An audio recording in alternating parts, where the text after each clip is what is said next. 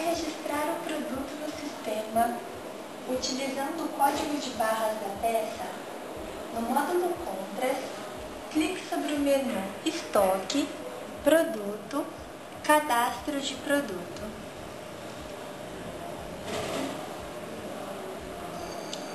Para informar o código de barras no cadastro de produto, passe o leitor sobre a etiqueta da peça.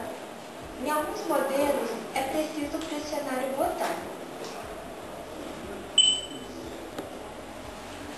Note que o sistema fará a leitura do código de barras. Preencha os demais campos do cadastro e pressione o botão gravar.